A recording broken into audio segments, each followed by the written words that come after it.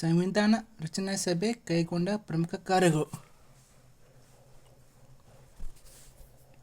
ಭಾರತ ಸಂವಿಧಾನ ರಚನಾ ಸಭೆ ಸಂವಿಧಾನ ರಚಿಸುವುದರ ಜೊತೆಗೆ ಅನೇಕ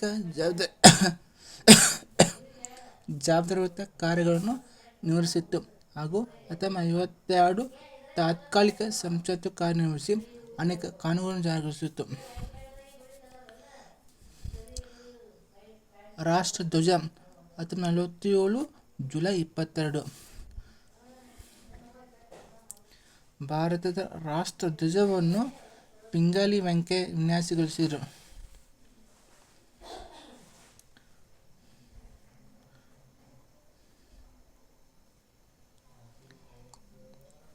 ಭಾರತದ ರಾಷ್ಟ್ರಧ್ವಜ ಪಿಂಗಾಲಿ ವೆಂಕಯ್ಯ ವಿನ್ಯಾಸಗೊಳಿಸಿದರು. ಭಾರತ ರಾಷ್ಟ್ರಧ್ವಜವನ್ನು 1947 ರಾಷ್ಟ್ರಧ್ವಜ ಮೀನ್ಸ್ ಇಂಡಿಯನ್ ಫ್ಲಾಗ್.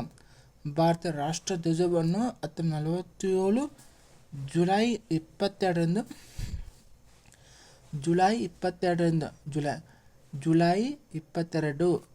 1947 ಸಂವಿಧಾನ ಸಭೆ ಅಳವಡಿಸಿಕೊಂಡಿತ್ತು. ರಾಷ್ಟ್ರಧ್ವಜ ನೆನಪಿಟ್ಕೋ, ಭಾರತ ರಾಷ್ಟ್ರಧ್ವಜವನ್ನು 1947 ಜುಲೈ 22 ಸಂವಿಧಾನ ಸಭೆ ಅಳವಡಿಸಿಕೊಂಡಿತ್ತು. ಭಾರತ ರಾಷ್ಟ್ರಧ್ವಜ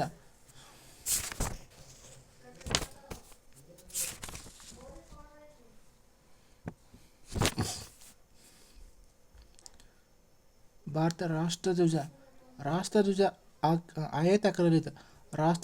ಆಯತಾಕಾರದಲ್ಲಿದ್ದು ಉದ್ದ ಮತ್ತು ಅಗಲ ಕ್ರಮವಾಗಿ 3:2:1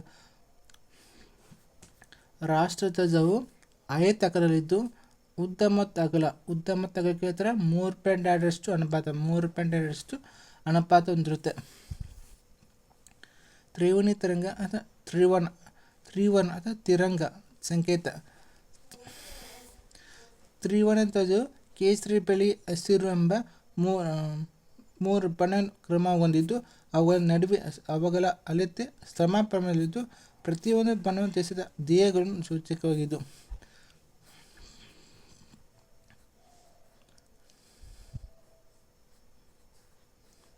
ತ್ರಿವರ್ಣ ಇಂಡಿಯನ್ ಫ್ಲಾಗ್. ತ್ರಿವರ್ಣ ಧ್ವಜವು ಕೇಸರಿ, ಬಿಳಿ ಮತ್ತು ಹಸಿರು ಎಂಬ 3 ಬಣ್ಣ ಹೊಂದಿದ್ದು ಅವುಗಳ ಅಳತೆ ಅವುಗಳ ಮೆಜರ್ಮೆಂಟ್ ಸಮ ಪ್ರಮಾಣದಲ್ಲಿರುತ್ತೆ ಅಂತ ಹೇಳಿ. ಕೇಸರಿ ಬಣ್ಣ ಧ್ವಜದ ಮೇಲ್ಭಾಗದಲ್ಲಿದ್ದು ಧ್ವಜದ ಮೇಲ್ಭಾಗದಲ್ಲಿದ್ದು ತ್ಯಾಗ ಬಲಿದಾನಕ್ಕೆ ಸಂಕೇತ ಕೇಸರಿ ಬಣ್ಣ. ಫಸ್ಟು ಬಣ್ಣ ಯಾವುದು? ಕೇಸರಿ ಬಣ್ಣ. ಅದಕ್ಕೆ ತ್ಯಾಗ ಬಲಿದಾನ ಸಂಕೇತವಾಗಿದೆ.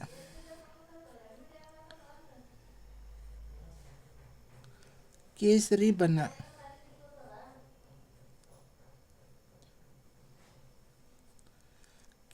ಬಣ್ಣ ಸ್ಯಾಂಫ್ರನ್. ಕೇಸರಿ ಬಣ್ಣ ಸ್ಯಾಂಫ್ರನ್ ಧ್ವಜದ ಮೇಲ್ಭಾಗದಲ್ಲಿದ್ದು ಇದು ತ್ಯಾಗ ಮತ್ತು ಬಲಿದಾನಕ್ಕೆ ಸಂಕೇತವಾಗಿದೆ. ಯಾವುದು? ಕೇಸರಿ ಬಣ್ಣ ನೆನಪಿಡ್ಕೊ. ಅಷ್ಟು ಬಿಳಿ ಬಣ್ಣ ಇದು ಧ್ವಜದ ಮಧ್ಯದಲ್ಲಿ ಬಿಳಿ ಬಣ್ಣ ಕಾಣ್ಬೋದು. ಶಾಂತಿ ಮತ್ತು ಸತ್ಯದ ಸಂಕೇತವಾಗಿದೆ. ಶಾಂತಿ ಮತ್ತು ಸತ್ಯದ ಸಂಕೇತವಾಗಿದೆ ಬಿಳಿ ಬಣ್ಣ.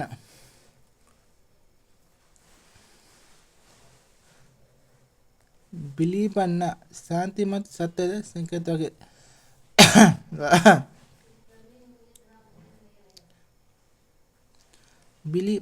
ಬಿಳಿ ಬಣ್ಣ ಶಾಂತಿ ಮತ್ತು ಸತ್ಯದ ಸಂಕೇತವಾಗಿದೆ. ಶಾಂತಿ ಮತ್ತು ಸತ್ಯದ ಸಂಕೇತವಾಗಿದೆ ಯಾವುದು? ಬಿಳಿ ಬಣ್ಣ. ಹಸಿರು ಬಣ್ಣ ಧ್ವಜದ ಕೆಳಭಾಗದಲ್ಲಿರುವ ಬಣ್ಣವಾಗಿದ್ದು ಹಸಿರು ಬಣ್ಣ ಸಮೃದ್ಧಿ ಸಂಕೇತವಾಗಿದೆ.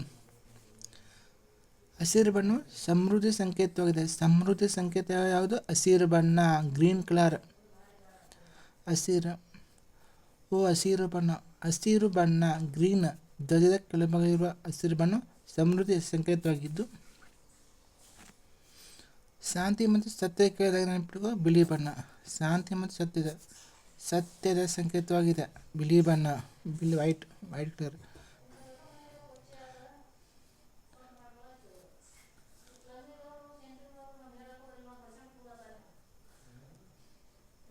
ಬಿಳಿ ಬಣ್ಣ ಶಾಂತಿ ಸತ್ಯದ ಸಂಕೇತ, ಹಸಿರು ಬಣ್ಣ ಸಮೃದ್ಧಿ ಸಂಕೇತವಾಗಿದೆ ಅಂತ ಹೇಳ್ಬೋದು.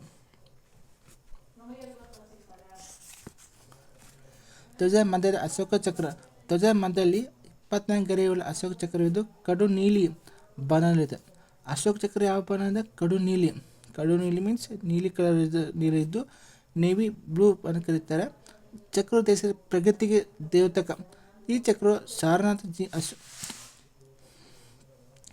ಚಕ್ರವು ಸಾರನಾಥ್ ಅಶೋಕ ಸ್ತಂಭದಲ್ಲಿರುವ ಚಕ್ರದ ಪ್ರತಿರೂಪವಾಗಿದ್ದು ಅಶೋಕ ಚಕ್ರ ಧರ್ಮ ಚಕ್ರವಾಗಿದೆ. ಅಶೋಕ ಚಕ್ರದ್ದು ಧರ್ಮದ ಸಂಕೇತವಾಗಿದ್ದು ಅದನ್ನು ನಿರಂತರ ಚಲನೆಯ ಪ್ರತೀಕವಾಗಿತ್ತು.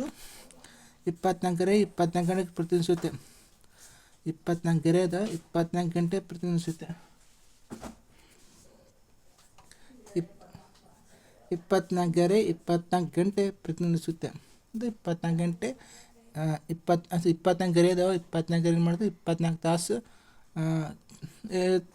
ತೋರಿಸ್ತಿದೆ ಅಂತ ಹೇಳ್ಬೋದು. ಈ ಸಂಖ್ಯೆದ ವ್ಯಾಸ ಬಿಳಿ ಪಟ್ಟಲಿದೆ. ಈ ಚಕ್ರದ ವ್ಯಾಸ ಬಿಳಿ ಪಟ್ಟಲೆ ಅಂತ ಹೇಳ್ಬೋದು. ನೀವು ಒಂದ್ಸಲ ಮ್ಯಾಪ್ ನೋಡಿದಾಗ ಬಿಳಿ ಬಣ್ಣ ಕಾಣುತ್ತಿಲ್ಲ, ಅದು ಚಕ್ರ ನೆಟ್ವರ್ಕ್. ರಾಷ್ಟ್ರಧ್ವಜ ಸಂಹಿತೆ.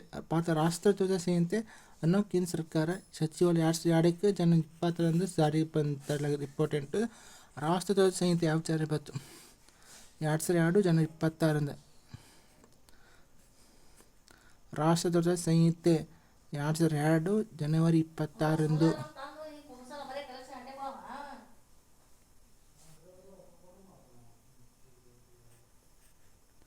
ಭಾರತದ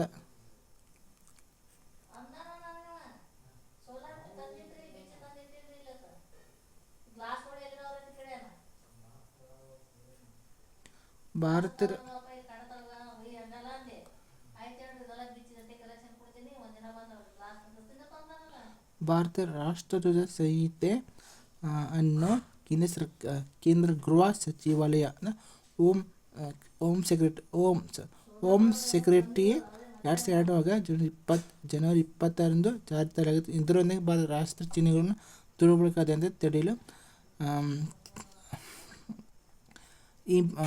Ibrahim's and Names Prevention of Improved Act Use Act 1950 and Prevention of National Honor Act 1970 ತರಲಾಗಿದ್ದು. 2002 ಧ್ವಜ ಸಂಹಿತೆ 2022 ತಿದ್ದುಪಡಿ ತಂದು ಆರೋಗ್ಯ ತಿರಂಗ ಅಭಿಯಾನದ ಅಂಗವಾಗಿ ಮನೆಯಲ್ಲಿ ತಿರುವಂತ ಹಾರಾಟ, ಸೂರ್ಯಾಸ್ತ ನಂತರ ಹಾರಾಟ ಹಾಗೂ ಪ್ಲಾಸ್ಟಿಕ್ನಿಂದಲೇ ತಯಾರಿಸಿದ ರಾಷ್ಟ್ರಧ್ವಜವನ್ನು ಹಾರಿಸಲು ಅವಕಾಶ ಕಲ್ಪಿಸಲಾಗಿತ್ತು.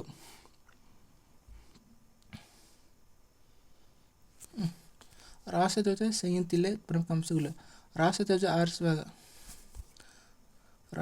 ಹಾರಿಸುವಾಗ ಯಾವಾಗಲೂ ಕೇಸರಿ ಬಣ್ಣ ಮೇಲೆ ಇರಬೇಕು. ಓಕೆ, ಹಾರಿಸ್ಬೇಕು. ರಾಷ್ಟ್ರಧ್ವಜ ಕೊಲೆ ಆಗಬಾರ್ದು. ಅದಕ್ಕೆ ವಲಸೆ ಆಗಬಾರ್ದು, ಕೊಲೆ ಆಗಬಾರ್ದು, ಹರಿದಿರಬಾರ್ದು. ಅದ್ಮೇಲೆ ಯಾವ ಧ್ವಜ ಹರಿದಿರಬಾರ್ದು ಅಂತ ಹೇಳ್ತಾರೆ. ರಾಷ್ಟ್ರಧ್ವಜ ಎತ್ತರಕ್ಕೆ ಬೇರೆ ಯಾವುದೇ ಧ್ವಜ ಹಾರಿಸಬಾರ್ದು. ರಾಷ್ಟ್ರಧ್ವಜಕ್ಕಿಂತ ಬೇರೆ ಯಾವ ಧ್ವಜ ಹಾರಿಸಬಾರ್ದು ಅಂತ ಹೇಳ್ತಾರೆ. ಕಂಬದ ತುದಿವರೆಗೂ ಮೇಲೇರಿಸಿ ಧ್ವಜ ಹಾರಿಸ್ಬೇಕು. ಕಂಬದ ತುದಿವರೆಗೂ ಕಂಬದ ತುದಿವರೆಗೂ ಮೇಲೇರಿಸಿ ಧ್ವಜ ಹಾರಿಸ್ಬೇಕು. ಒಂದು ಕಂಬದಿಂದ ಒಂದು ಧ್ವಜ ಹಾರಿಸ್ಬೇಕು.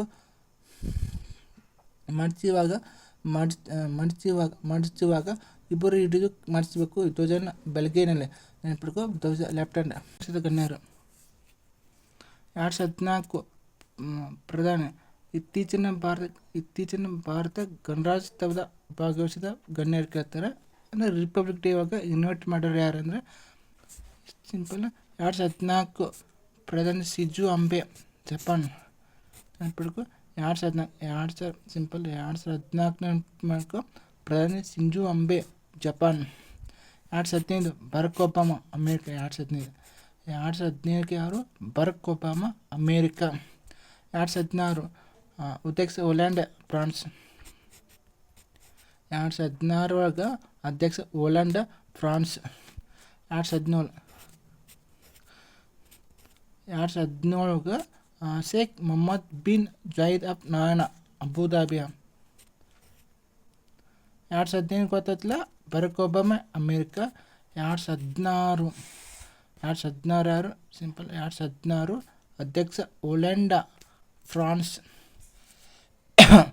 2017 Sheikh Mohammed bin Zayed Al Nahyan Abu Dhabi. 2017 Mohammed bin ನೆನಪು ಅಬುಧಾಬಿ. 2018 10 ಏಷ್ಯನ್ ರಾಷ್ಟ್ರಗಳ ಮುಖ್ಯಸ್ಥರು. ಏಷ್ಯನ್ ರಾಷ್ಟ್ರಗಳು 2018 ಏಷ್ಯನ್ ರಾಷ್ಟ್ರ 2018 ಯಾರದು 10 ಏಷ್ಯನ್ ರಾಷ್ಟ್ರಗಳ ಮುಖ್ಯಸ್ಥರು. 2019 ಸಿರಿಯಲ್ ರಾಮಫೋಸಾ ದಕ್ಷಿಣ ಆಫ್ರಿಕಾ. 2019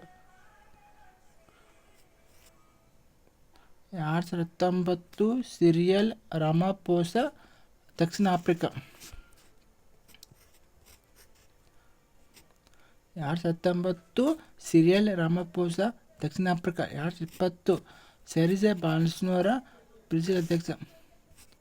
2020 ಜೈರ್ ಬಾಲ್ಸೋನಾರೋ ಬ್ರೆಜಿಲ್ ಅಧ್ಯಕ್ಷ. 2021-22 ಕೋವಿಡ್-19 ಯಾವುದೇ ಮುಖ್ಯ ಅತಿಥಿ ಭಾಗವಹಿಸಲಿಲ್ಲ. 2014 ಬರಾಕ್ ಒಬಾಮಾ. 2013 ಶಿಂಜೋ ಅಬೆ ನೆನಪಿಟ್ಕೋಬೇಕು. 2023 ಯಾರು ಅಬ್ದುಲ್ ಫತಾ ಈಜಿಪ್ಟ್ ನೆನಪಿಟ್ಕೋ. 2023 ಸಿಂಪಲ್. 2023 ಬಂದಾಗ ಫತಾ ಈಜಿಪ್ಟ್.